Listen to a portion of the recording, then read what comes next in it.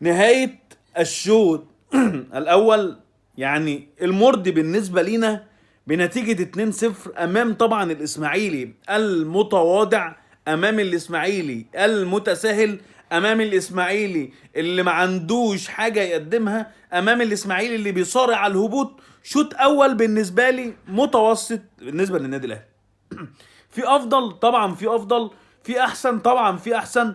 الاهلي يعني الماتش دوت او المباراه دي في عنده حاجه في بالرمضان بيسجل، برمضان الوحيد اللي سجل. ياسين مرعي بيشوط دانا على بكوره، يعني كوره انا مش ما اعرفش ازاي عملها ياسين مرعي، والله انا ما عارف لحد دلوقتي. ياسين مرعي هي خبطت في الدفاع، لكن شوطه فيرست تايم، شوطه فيرست تايم في الجون، ما حدش بيتكلم عليها.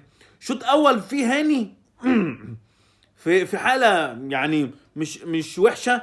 ياسين مرعي وياسر الحمد لله. عندك شكري اللي انا برضو بشوفه ان هو يعني مميز شويه، احسن بكتير من كوكا وعك كوكا. عنده يعني حساسية المباراة هو مش موجودة، لكن عنده شوية. نتكلم على نص الملعب ديانج ومروان اللي يعني في تحسن شويه. بن رمضان اللي سجل هدف النهارده وكان بيحاول في بعض الكرات، يعني هو افضل واميز بكتير من المباريات اللي فاتت. الشحات عنده كوره. طاهر ما فيش كلام عليه. انا بالنسبه لي تقييم الشوط الاول يعني انا بالنسبه لي متوسط للنادي الاهلي. في افضل، نتمنى نشوف الشوط الثاني افضل، ونتمنى نشوف ان عم ترب يفوق كده من الغيبوبه.